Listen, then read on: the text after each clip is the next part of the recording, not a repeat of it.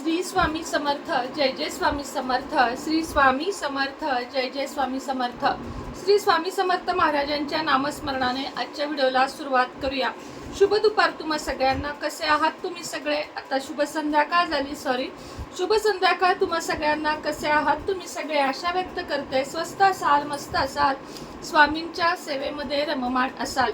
उद्या आहे अधिक अमावस्या. उद्या काही गोष्टी दान करण्याला अतिशय जास्त महत्त्व आहे.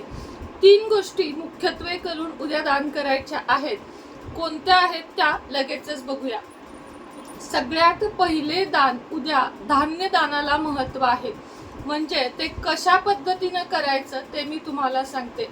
सगळ्यात पहिलं आपलं वजन चेक करायचं. समजा तुमचं वजन 60 किलो आहे तर 60 किलो धान्य अर्पण करायला म्हणजे दान करायला खूप जास्त महत्त्व आहे. म्हणजे खरंच सांगते की तुमच्या पुढच्या 7 पिढ्या राज करतील एवढ्या गोष्टी यातून तुम्हाला फायदा होणार आहेत. म्हणून अन्न दान करणे, अन्नामधलं धान्य म्हणजे तांदूळ किंवा गहू किंवा डाळी, शक्यतो कुठं दान करायचं तेही सांगते. अनाथाश्रम, वृद्धाश्रम अशा ठिकाणी दान करायचे. किंवा मग ज्या घरामध्ये जिथे भंडारा चालू आहे, जिथे अन्नदान चालू आहे अशा ठिकाणी केलं तरीही चालेल. पण जास्त करून अनाथाश्रम, वृद्धाश्रम यांना तुम्हाला महत्त्व द्यायचे आहे. दुसरी गोष्ट म्हणजे गोदान म्हणजे गाईला आपल्याला हिरवा चारा दान करायचा आहे. किंवा मग सुकी पेंडी जे काही आहे ते सुद्धा आपल्या वजना इतकं दान करायचं आहे. समजा आता 60 किलो वजन आहे तर 60 किलो गाईला चारा आपण 800 ते 1000, तर मी स्वतः दिलेला आहे बघा. उद्या तुम्हाला छोटासा व्हिडिओ येईल त्याच्यावर. आणि तुम्हालाही तिथे दान करायचं असेल, पन्हाळ्याच्या इथली गोशाळा आहे, खूप खूप खूप आपल्याला पुण्य मिळेल. त्यांच्याकडे सगळ्या जवळजवळ देशी गाई आहेत. तर तुम्हालाही तिथे दान करण्याची इच्छा असेल तर मी तुम्हाला नंबर देईन, उद्या देईन, व्हिडिओ टाकेन मी शॉर्ट, तिथं तुम्हाला देईन. तर तिथं पण तुम्ही दान करू शकता, जिथं मी स्वतः केलेलं आहे. खरं तर मी कधीही दान केलेल्या गोष्टी सांगत नाही. पण कुठल्या तरी गोशाळेला, आता बरेच अशी शहरं आहेत, मुंबई, पुणे, गोवा, की तिथे गाय बघायलाही ताई आम्हाला मिळत नाही. आणि तुम्ही सांगता की गाईला घाला. तर फक्त आणि फक्त तेवढंच म्हणणं आहे माझं की तुम्ही तिथं जाऊन घालू शकत नाही तर तुम्हाला मी नंबर देते. ह्याच्यात माझा 1 रुपया पण फायदा नाही. कारण गाईच्या मुखापर्यंतचा आपण फायदा घेणं ह्याच्यासारखं घोर पाप नाही. त्यामुळं मी त्या व्यक्तींचा म्हणजे जे ते गोशाळा चालवतात त्यांचा नंबर दे. तुम्हाला हवे तितके 50, 100, 200, 60 किलो जर तुमचं वजन असेल तेवढं तुम्हाला करायचं असेल, फार महाग जात नाही, काळजी करू नका. तर तेवढं उद्या दान करायचं आहे. ते म्हणजे गाईला आपल्याला द्यायचं आहे हिरवा चारा किंवा सुकी पेंडी त्याला काहीतरी म्हणतात बघा. ते दिलं तरीही खूप जास्त चांगले रिझल्ट त्याचे येतात. कारण मी तर जास्त कशाला प्राधान्य देते, एकतर अनाथ आश्रम किंवा गोशाळा. आता अनाथ आश्रमाचा सुद्धा नंबर माझ्याकडे आहे, त्याच्यासाठी मी एक सेपरेट व्हिडिओ करेन.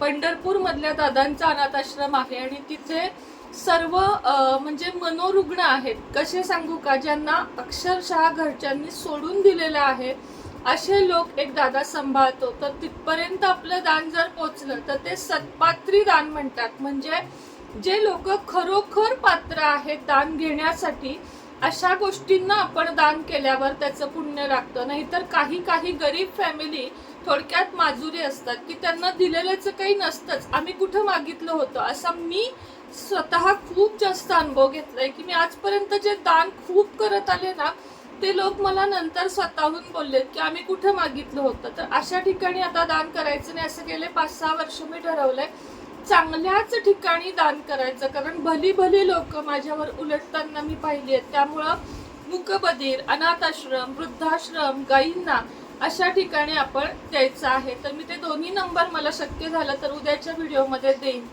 तिसरी गोष्ट म्हणजे 33 दीपदान. 33 दीपदानाला उद्याच्या दिवशी इतकं जास्त महत्त्व आहे. तर मी तुम्हाला एक व्हिडिओ दाखवला होता बघा माझा, की मी 33 दिवे कशा पद्धतीने देवांना ओवाळले. 33 दीपदान करण्यासाठी काय करायचं हे सांगते. कुठलेही दिवे घ्या तुम्ही, कणकेचे घ्या किंवा मातीचे घ्या किंवा स्टीलचे घ्या किंवा तांब्याचे सुद्धा अगदी स्वस्त मिळतात. तांब्याचे 33 दिवे घ्या, त्यामध्ये तुपाच्या वाती लावा. तेलाच्या लावल्या तरीही हरकत नाहीये. 2 वातींची 1 वात करायची. तुपाची असेल तर एकच लावली तरीही चालेल. अशा पद्धतीने 33 दिवे प्रज्वलित करायचे आणि देवांना ओवाळायचं. त्यानंतर ते दिवे घरातच शांत झाले तरीही चालेल. हा झाला पहिला मार्ग. दुसरा मार्ग म्हणजे 33 दिवे आपल्याला तेलाची एक बाटली भरून घ्यायची. तुपाच्या वाती आता माझ्या कशा अशाच असतात, त्यामुळे मी अशीच उद्या नेणार आहे. तुपाच्या वातींचा डबा घ्यायचा, 33 पणत्या घ्यायच्या किंवा दिवे घ्यायचे.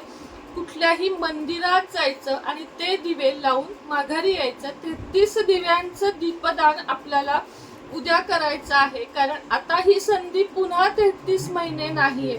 त्यामुळं 33 दीपदान केलं तर तुम्हाला 100 गोदान केल्याचं पुण्य मिळतं. जे पुण्य आपण आयुष्यभरात कमवू शकत नाही ते एका दिवसात आपण ते पुण्य कमवू शकतो. आणि म्हणून 33 दिव्यांच्या दानाला खूप जास्त महत्व आहे. जेवढ्या जेवढ्या जणांना या 3 पैकी 1 किंवा सगळे दान जरी करायला जमले तरी सुद्धा अवश्य दान करा. कारण आपल्याकडून अधिक अमावस्या म्हणजे उद्याची जी आहे ना दर्श अमावस्या, ती पितरांसाठी खूप महत्वाची आहे. आणि म्हणूनच अन्नधान्य, मी म्हणते तुम्हाला स्वतःच्या वजना इतकं जरी नाही ना जमलं, आता हे पुढच्या अमावस्येला पण करू शकता.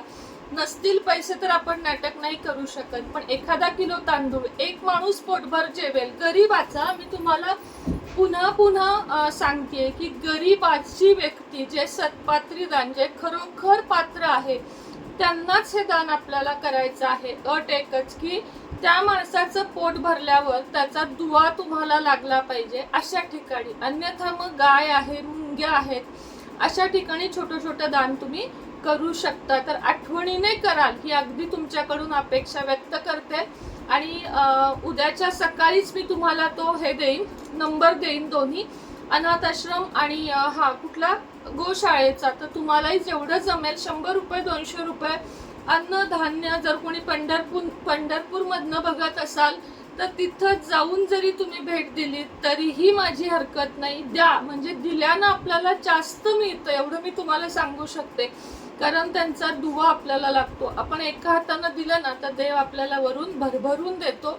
पण मी कधी आजपर्यंत दानाबद्दल बोलले नाही, कधी व्हिडिओ घेतला नाही, पण कधीतरी त्याचा फायदा पण होईल असं वाटलं म्हणून मी तुम्हाला सांगितलं. बाकी अक्कलकोटची तर घरपोच स्कॅनर माझ्यापर्यंत पोचतं. तुम्ही कधी अक्कलकोटला गेलात तर तिथली नक्की पावती म्हणजे स्कॅनर घेऊन या. ते आपल्याला प्रत्येक कुठला अधिक महिना आला, पितृ पंधरवडा आला, कुठलाही चांगला दिवस आला की आपल्याला ते स्वतःहून मेसेज करतात. अगदी 100 रुपयापासून आपण तिथे पैसे देऊ शकतो. तर दान करा मैत्रिणींनो. देवानं आपल्याला देणाऱ्यातलं ठेवलं आहे, घेणाऱ्यातलं नाही. आणि ह्याचा अभिमान बाळगा. श्री स्वामी समर्थ.